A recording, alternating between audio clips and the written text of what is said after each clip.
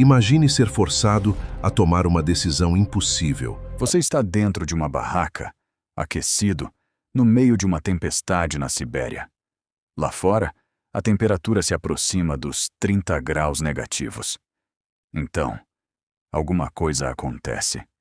O medo toma conta de todos. Não há tempo para abrir a entrada da barraca. Em desespero, alguém pega uma faca e rasga a lona por dentro. 9 montanhistas experientes fogem para a escuridão, usando apenas roupas leves, alguns descalços, enfrentando um frio capaz de matar em poucos minutos. A pergunta é inevitável.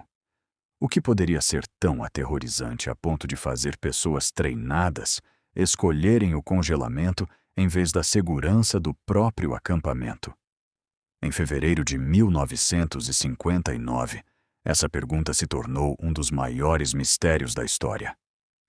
Bem-vindo ao Arquivo Oculto.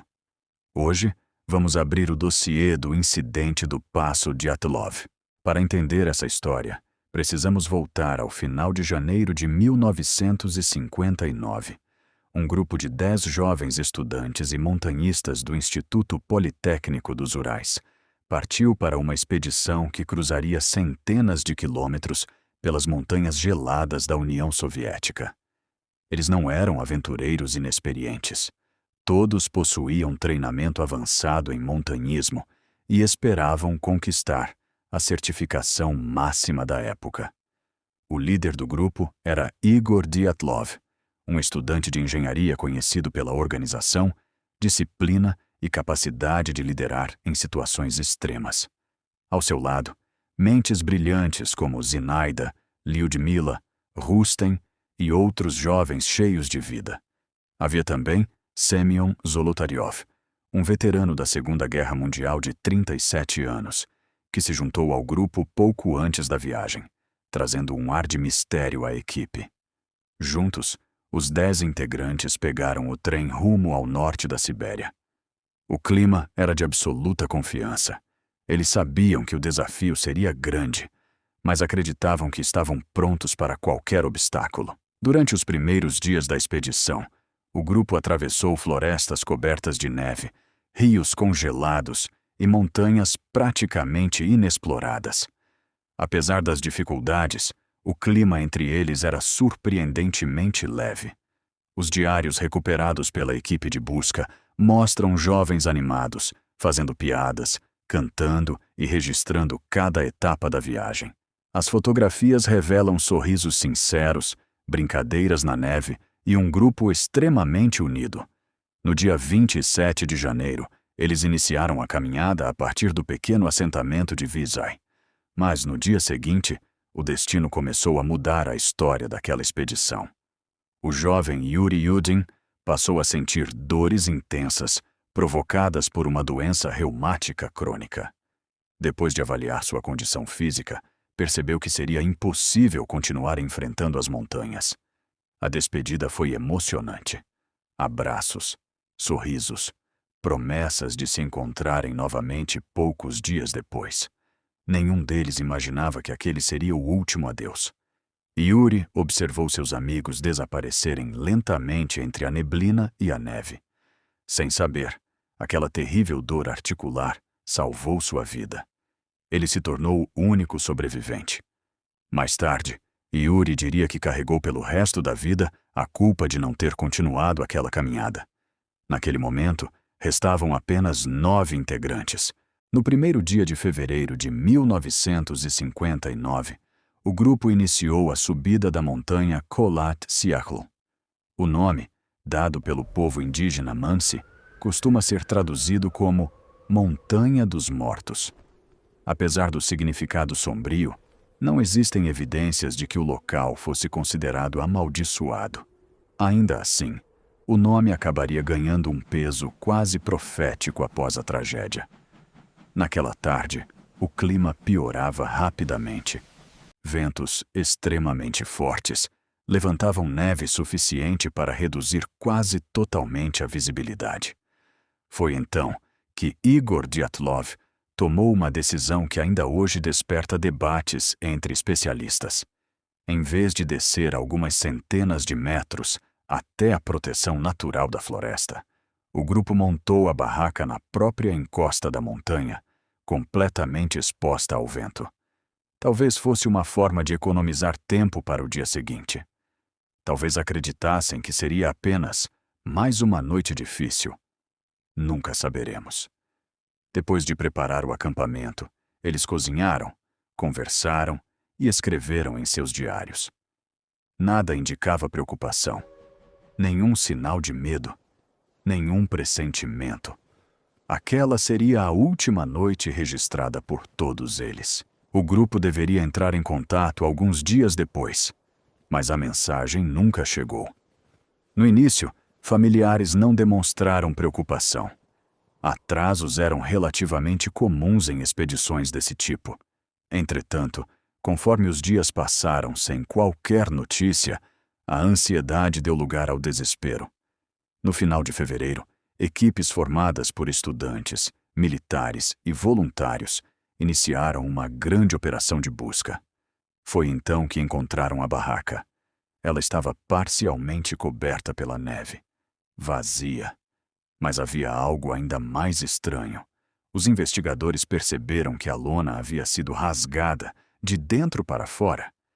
Eles não utilizaram a entrada principal. Preferiram cortar a barraca para escapar o mais rápido possível. Do lado de fora, pegadas desciam lentamente a encosta em direção à floresta. Algumas pertenciam a pessoas usando apenas meias, outras completamente descalças. Mesmo sob temperaturas extremas, ninguém parecia estar correndo. As marcas indicavam uma descida relativamente organizada. Era como se todos estivessem fugindo, mas sem saber exatamente do que. Seguindo as pegadas, os socorristas chegaram até um enorme pinheiro. Ali encontraram sinais de uma pequena fogueira improvisada.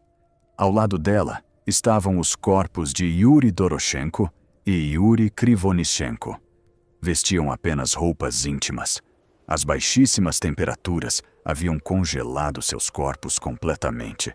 Os galhos inferiores do pinheiro estavam quebrados até vários metros de altura. Fragmentos de pele encontrados na árvore indicavam que ambos tentaram escalá-la pouco antes de morrer. Talvez buscassem enxergar a barraca, talvez estivessem tentando escapar de algum perigo. Entre o pinheiro e o acampamento, outros 3 corpos foram encontrados: Igor Dyatlov, Zinaida Komogorova e Rustem Slobodin. Todos estavam voltados em direção à barraca, como se tivessem tentado retornar. Nenhum conseguiu.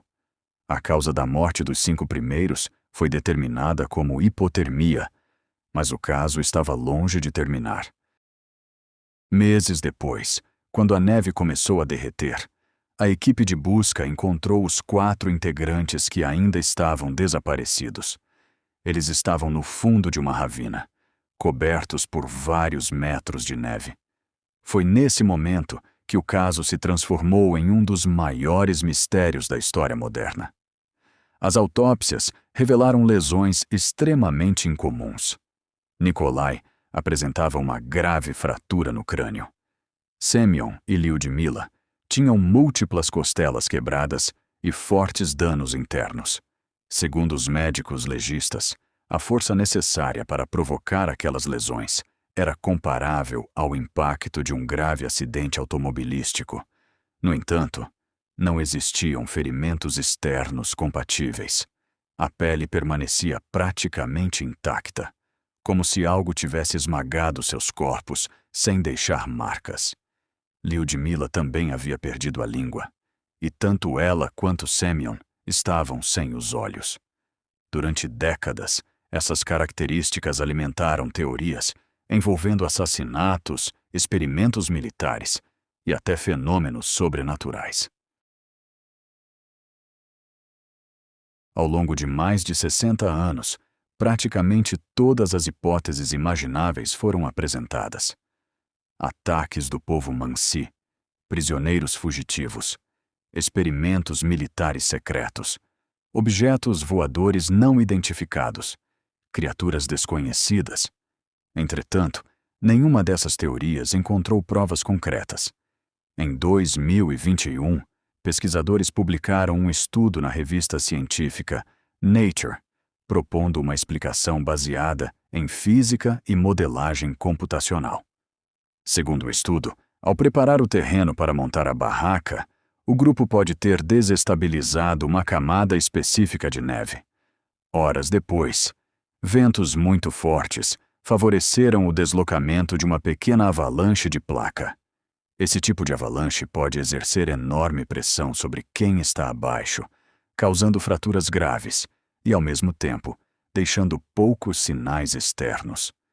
Assustados com a possibilidade de um novo deslizamento, os montanhistas rasgaram a barraca para escapar rapidamente. Sem equipamentos adequados, enfrentaram a escuridão e temperaturas extremas. Alguns tentaram voltar, outros buscaram abrigo na floresta. Nenhum conseguiu sobreviver. A ciência pode explicar boa parte da tragédia, mas jamais conseguirá responder o que aqueles 9 jovens sentiram durante seus últimos minutos de vida. Talvez seja exatamente isso que torne o Passo de Dyatlov um dos maiores mistérios da história. Se você gostou deste documentário, inscreva-se no canal. Aqui, novos arquivos são abertos todas as semanas, porque alguns casos são encerrados, mas outros continuam escondidos no arquivo oculto. Fechamos mais um caso sem resposta. Mas o arquivo oculto não para por aqui. Siga o canal para acompanhar os próximos mistérios.